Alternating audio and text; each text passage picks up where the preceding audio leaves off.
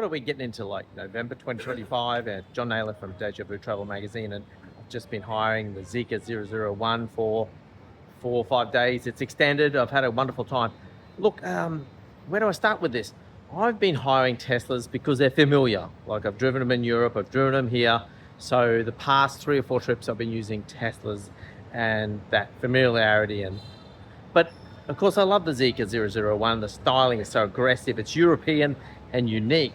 Whereas, you know, a lot of cars that you drive in China look more like a fish, and they look, they're original designs, but they're not inspiring like the Zeekr 001. I mean, these proud light cones here on the front, and the styling of the nose is so very aggressive. But let's take a little bit of a look around and just remind ourselves some of the things I love about the Zeekr 001, and why it's actually a little bit of a shame I can't get one of these at home in Australia. I'd really like to own one of these for sure. And look, I'm going to try and find this car more often here in China when I'm driving, because there's just some things to really like about it. Let's go through them. First of all, sorry about the audio quality. I didn't bring my headphones or my microphones today, so you're going to have to put up with a bit of background noise.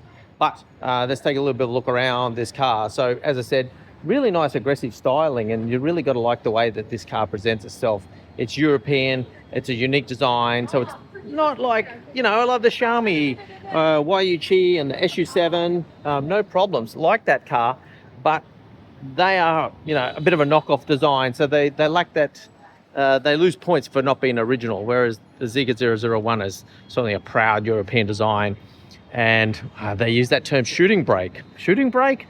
I call it a hatchback. Let's just stick with that. Now, interesting here, first time I went to charge it, this is a slow charging point here. And for whatever reason, they've separated the charging points to put them, the fast charging at the back here. So you need to be aware of that when you're going to charge, because it'll be there for you.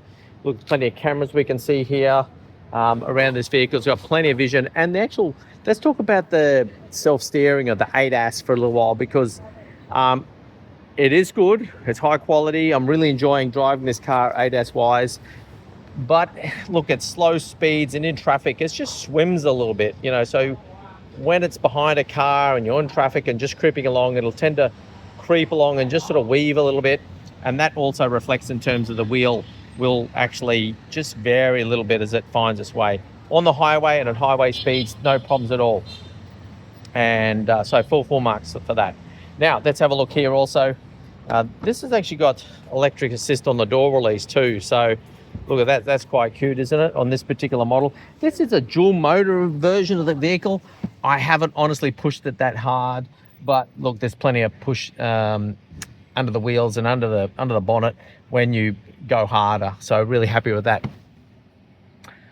What else are we going to sneak around? And now let's take a little look at a couple of things that are actually a little bit of a shortcoming for you. If you watch my Zeekr X review, you know that I'm not real fond of this particular little widget here, which doesn't have a lot of tactile feel, so it's very hard to sort of relate yourself when you're feeling in your pocket or in the darkness for which button does which. So you might end up popping the boot instead of opening or unlocking the car.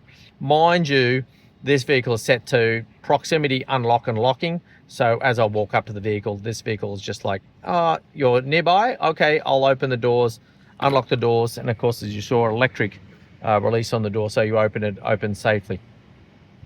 Another thing I got to pick out on here as well, sorry about that, we've been driving this car, it's a little bit dirty, but another thing to pick out here, now I'm using a Google Pixel phone, and of course now as a feature of the new iPhones as well, there's a little bit of a ridge around the camera, right? So there's a camera bar that actually is on a bar that's raised above the base of the phone. So in this case, I try to use this wireless charging, doesn't work because the phone's not making flat enough contact with that charge point. So modern phones seem to have that shortcoming. Certainly the Pixels for like 3 or 4 generations now, and iPhones are a bit troubled by the fact that you're using a phone with a camera bar raised. So I've had to relate to, and let's have a look and see what we've got here. Down here in the back, we've got a traditional 12-volt cigarette style plug. We've got a USB-A, we've got USB-C. So I've been actually using this cable here to charge this phone while on the run. And of course, the benefit of that though, when you use wide charging, is you're getting that charging faster and potentially a little bit cooler as well. It's been a bit cheeky here, and I see there's a bit of tape here.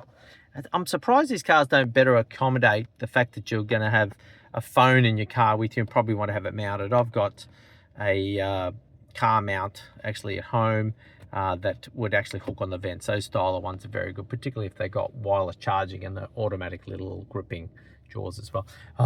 Because I've got the camera bar on the Google Pixel phone, I have been able to sort of stick it up on top here. Anyway, let's not worry too much about that. We're seeing here this vehicle's just about charged, so it has slowed down. We are hooked up to a base here. I think that says it's good for 480 kilowatt charging. And incidentally, look, I'm here in the northwestern side of Guangzhou City, near the center.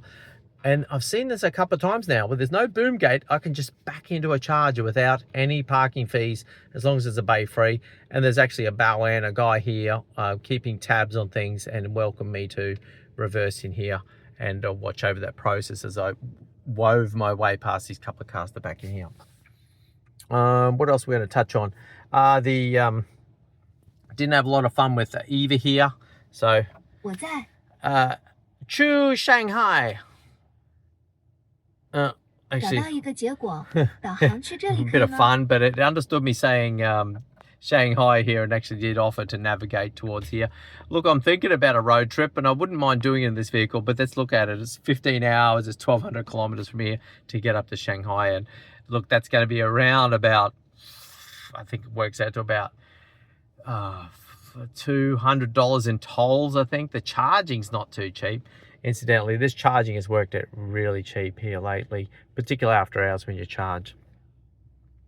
What else we're going to show off here? So that's the charge port. Look, this is good. You know, we've got different sized cup holders here in those different places. This vehicle's got some micro suede on this spot. We've got hard plastic there. We've got some micro suede here. Plastic there. Bit of fox leather there. Interestingly, at night as well, we've got lovely light effects here. And of course, as you expect with all these Chinese vehicles, you can change the light colors so that they are fitting with the mood. Tried to get pulsing with the music, if that didn't happen. Oh, this little thing, this was a bit of annoyance. I like just driving around with silence, but inadvertently you're bumping this button here, which starts playing music. Look, it was doing some sort of contemporary, casual, semi-romantic Chinese music, so it wasn't too bad. We've also got the glass roof here, nice amount of tinting here. Look, we're in Guangdong in a cooler time of the year, and so that's been okay to have the glass roof. If you watch my other videos, you know that I'm not a fan of glass roofs. I think they're a bit of an unfortunate carryover from the Teslas as they try and all copy that standard. Oh, look, we can see here with the using the video camera here that we can see the eye tracking. And there's a bit of annoyance here. Don't really like this thing. You sort of tactile push these things to get some action out of these. And you have to press here up to go faster, down here lower. And you have to pick the right spot to get a thing. And the engagement for cruise and ADAS is here. Anyway, that's just a little bit of a touch up. I have got another video about the Zeekr 001. You can watch that if you go look for it. Maybe I'll refer to it about now. Anyway, that's been John Naylor just tuning up on the Zeekr 001. And this lovely example, I'll be finding more of these in the future. We'll see you next time.